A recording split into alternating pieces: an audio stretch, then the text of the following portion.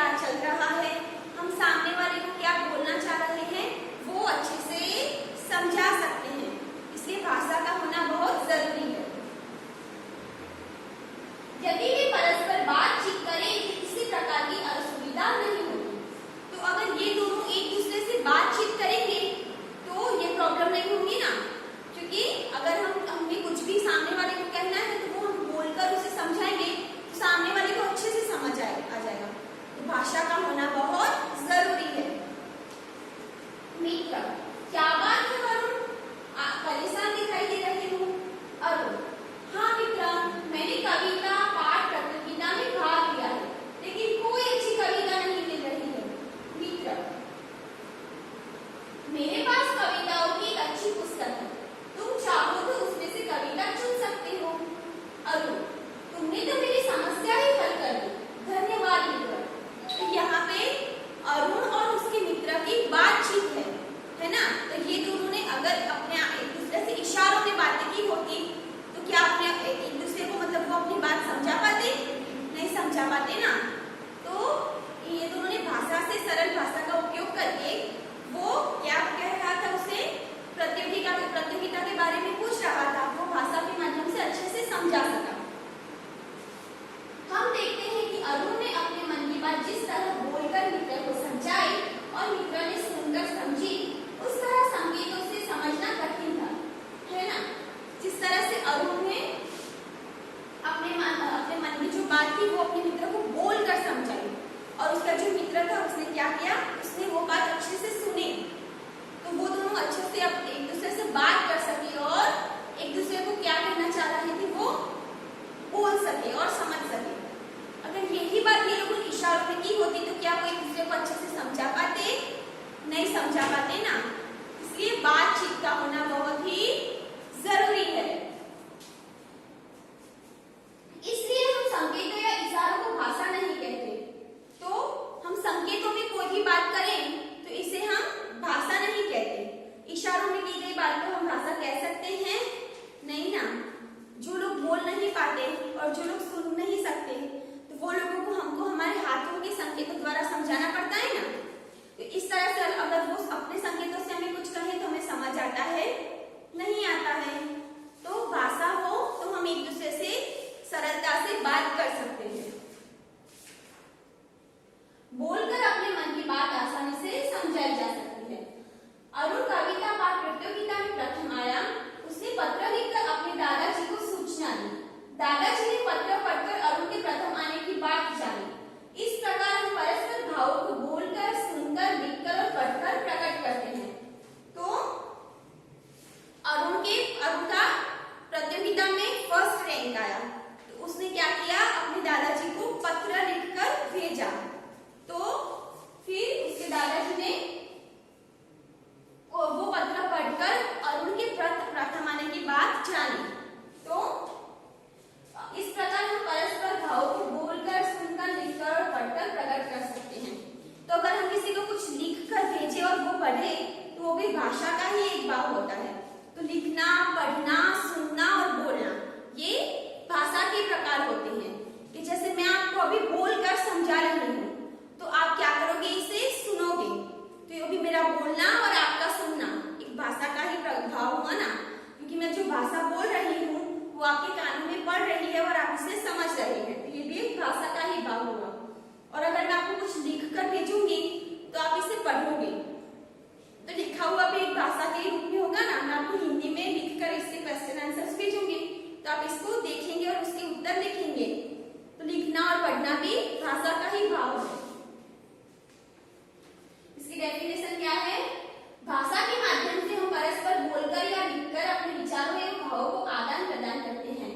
तो भाषा किस काम आती है, अपने विचारों को बोलकर और लिखकर किसी सामने वाले को बताने में कि हम क्या महसूस कर रहे हैं, हम क्या बोलना चाह रहे हैं, हमारे मन में क्या विचार चल रहे हैं, ये हम भाषा के माध्यम से जान सकते हैं, है ना।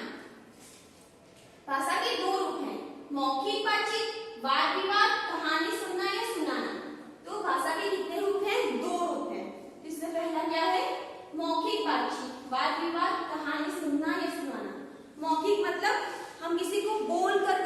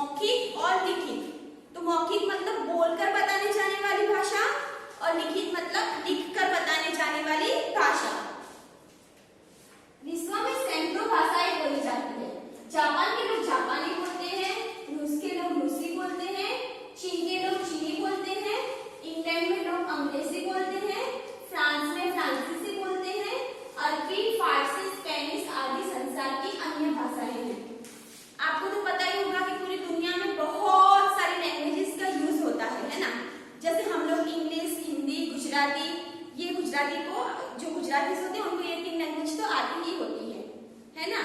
इंग्लिश मतलब हिंदी और गुजराती तो हम घर में भी यूज करते होते हैं, तो ये तो हमें प्रॉपर मतलब एकदम परफेक्ट आती ही होती है। और पूरी दुनिया में तो कई तरह की भाषाओं का यूज होता है। तो देखो यहाँ पे दी गई है, जापान के लोग जापानी बोलते हैं, रूस के लोग रूसी बोलते हैं, चीन के लोग कौन सी बोलते हैं, चीनी भाषा बोलते हैं, इंग्लैंड में लोग अंग्रेजी बोलते हैं और फ्रांस में फ्रांसीसी बोलते हैं। भारत की राष्ट्रीय भाषा हिंदी है। आप लोगों को तो पता ही होगा कि हमारी नेशनल लैंग्वेज कौन सी है, हिंदी है ना।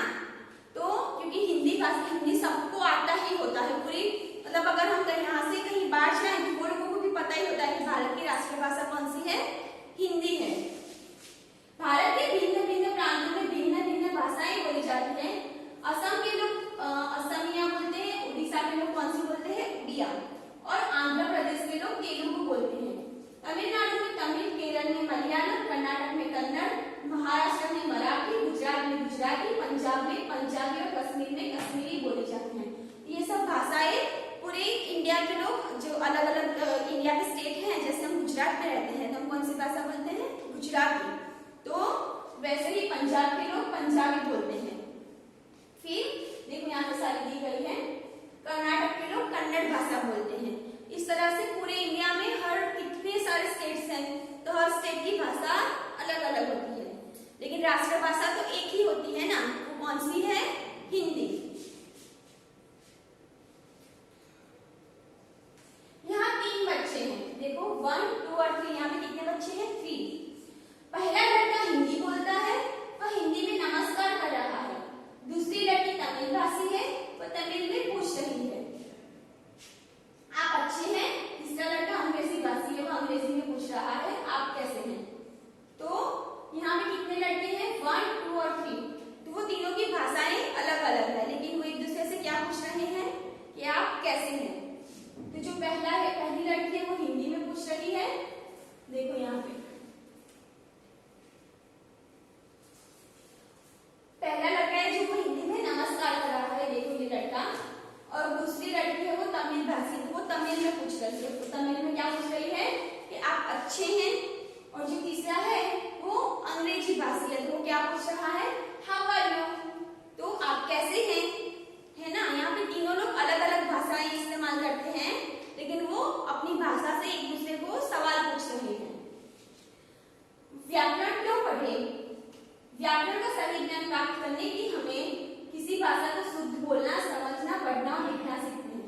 जैसे कि मैंने बताया कि हम लोग व्याकरण से क्या सीख सकते हैं कि भाषा को सही तरह से कैसे बोलना है, उसे किस तरह से लिखना है, भाषा को कहाँ पे प्रॉपर वे में यूज करना है और इसे किस तरह से यूज करना है, ये हमें ग्रामर से पता चलता है। भाषा के प्रयोग में कोई गलती ना हो, इसलिए व्याकरण का ज्ञान आवश्यक है। व्याकरण के 3 विभाग हैं, वर्ण विचार, शब्द विचार, वाक्य विचार।